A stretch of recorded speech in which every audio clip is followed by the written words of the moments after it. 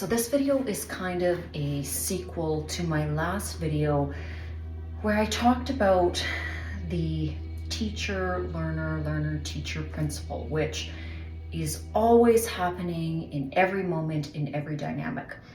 But I want to bring this full circle into a discussion about self-love.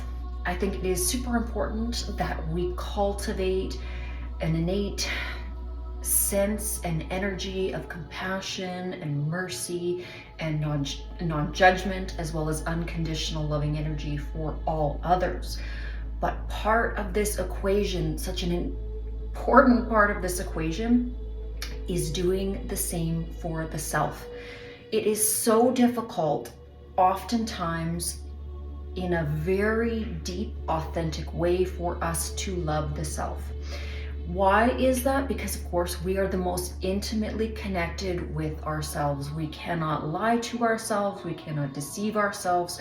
We know all of our shortcomings. We know all of our deceptions, distortions. Any time that we have undoubtedly screwed up in life or gone against our moral code, or, basically disappointed ourselves against our own moral values, we know that. Now we can project all sorts of different faces and masks, etc., to the outside world. But at the end of the day, you are responsible to sit with yourself. Now, this is another reason why there are so many mental health issues, addictions, alcoholism, gambling, shopping, plastic surgery, on and on and on and on, you name it, is because individuals are not comfortable with themselves. They do not have a true, authentic, grounded, formidable, self-loving energy. Okay, so this is important. I'm not talking about narcissism. I'm not talking about you overinflating yourself, puffing yourself up, being somebody that is harmful or hurtful to others, because that's a totally different, end of the spectrum. I'm talking about this gentle, compassionate self-love. And the way that this works and what that means is that as you can show mercy to others, as you can give understanding and compassion to others, you have to give that same energy back to yourself as you are learning and growing. We incarnate here on earth to learn and grow. We don't come here perfect. I mean, we certainly, when we are an innocent little child, we are perfect, but we are also not in knowledge. We're not in wisdom. We're essentially just this little innocent, perfect bubble that is kind of unaware. Now, we are unconditionally loving in that beautiful innocence when we are a young baby or a child, but we're not wise yet, okay?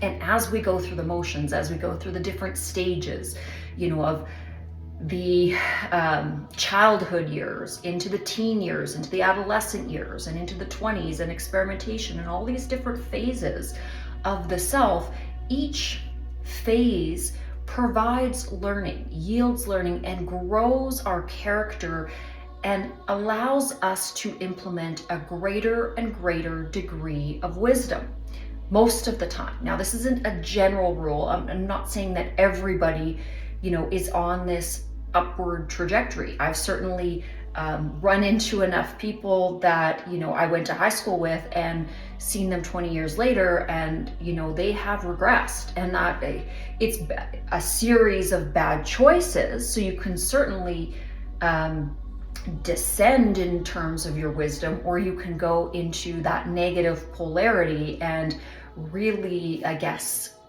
tackle the dark side, or tango with the dark side, and that does yield learning. But in terms of your wisdom, it's not well-rounded. When we think about wisdom, when we think about our knowledge and our growth and character, we do want to focus our attention to the positive polarity to gain the most in terms of this ascension process, in terms of the spiritual maturing of our soul, okay? And again, that's why we incarnate. But circling back to the whole reason why I'm making this video is that I really want you to focus on self-love and to be kind with yourself. Now this requires self-examination. So if you've done something that isn't ideal, you have to look at it, you have to examine it, you have to examine your role in the dynamics, the interaction, the communication, all of the aspects, and then you have to evaluate it. Okay, that's part of going into the self, sitting with the self, and I've talked about it in other videos, that feedback loop. So that internal dialogue that you have that is within you is going to help you work things out. It's like having kind of like a dual personality. You have, you know, the calm, silent self inside, and then you have this sort of chatterbox inner dialogue inside, and you can kind of have a conversation between the two. And this is how you work things out on the internal consciousness plane. And it's a good thing to do that. You're not going crazy by talking things out with yourself, okay?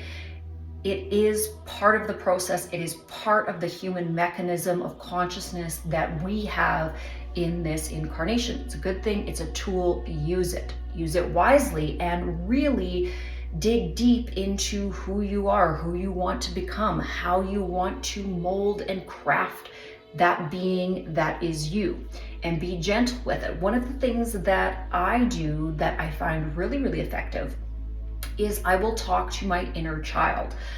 When I have misbehaved, if I have acted out of judgment, you know, out of anger, not in alignment with my higher self or my highest emanation of what I normally in a more calm, cool, collected, peaceful state would have liked to handle a situation, I'm going to talk to my inner child and really work with it and say, you know, that wasn't ideal. The way that you acted, you overreacted, or you kind of caused a bit of a tantrum or whatever it is, because I'm not perfect, okay? And I sit with that, I meditate on it, and I will, by design, try to envision a better way that I could have handled that situation. And I want to prepare myself in the future. And so what this does is when I have another opportunity where a similar catalyst or a similar situation shows up in my environment, shows up in my three-dimensional reality, an interaction with others, now, because I have rehearsed it, I've practiced it, I've really digressed into my own internal world and figured out what I didn't like about my behavior in the past. Now when I'm up against that thing again, I'm going to be a lot more diligent about how I deal with it. And then, you know, so I've up-leveled my ability to handle stress. I've up-leveled my own pride with myself. I've used self-love. I've used a gentle way to move myself up the spectrum in terms of how I handle things and how I deal with things. And then when a situation comes up again, of course, I'm going to be using these new tools, using what I've practiced, and then I'm going to review the situation. And I'm going to find little nuances of, you know what, if I would have done this a little bit differently, this would have helped this individual. I would have broadened the communication in this way. If I would have been able to inspire this person or inspire that person by doing these little micro adjustments. So I'm continually doing this. I'm continually focusing on that betterment, of that ascension of my own interaction energetically with others, my own interaction energetically with myself. So focusing that mirror back towards the self and being really gentle with myself, gentle and loving. And then also giving myself positive reinforcement, okay? So usually when we're younger, we get this from our parents. Hopefully we had good parents that, you know, were providing this for us. I didn't have a lot of it all the time when I was younger, so I became my own parent. I self-parented myself, and this is how I developed a lot of these techniques. So in my internal world, I reflect back when I've done something really great. If I've utilized my day well, maximized my day, really progressed, I'm going to take a moment and really build myself up, thank myself for a great job that I've done, be very self-loving. I'm going to extend that energy. So any of those individuals in my environment that have also really done a great job with their day, performed well, things I'm proud of them for, I'm going to reinforce that by really having that interconnected dialogue with those people in my surroundings. And then again, anything that I'm super proud of, things that I'm excited about, in my internal dialogue, I'm going to really raise myself up. And I can feel my energy raising when I do this. When I'm really self-excited, when I'm really passionate about what I'm doing, really prideful, not in a negative way, but really proud of my own good works, I'm going to reward myself with that positive energy inside, fill my own cup, okay? And when you can do this, when you can be this self-generating, energetic force of positive energy, that's when you have this almost like a reserve. Like I can call it forth anytime I need it. If I need to kind of turn up the volume on my energy, I just go to my own reserve and say, hey, you know what? I need to a little punch up here. I'm dealing with somebody that's a little bit down, a little bit fragile. I really need to bring it. I really need to bring forth that positive, energetic, magnetic energy into my aura and have that spill over and really raise up that other person. And it becomes this skill. And the more you practice it, the more easy it is to call forth that energy. So I don't want to go on and on and on in this video, but this is something that I really wanted to add into the last video that I shot about the learner, teacher, teacher, learner. That also, that same mirroring effect goes on inside our internal plane. So utilize it. You're your own teacher, you're your own learner, and you can act as your own learner and teacher, teacher, learner internally as well. That same mechanism is acting inside of you. So there's certain times where that internal voice is going to speak to your inner child as the teacher. And there's times when that inner voice needs to become the learner and needs to really seek out those divine answers.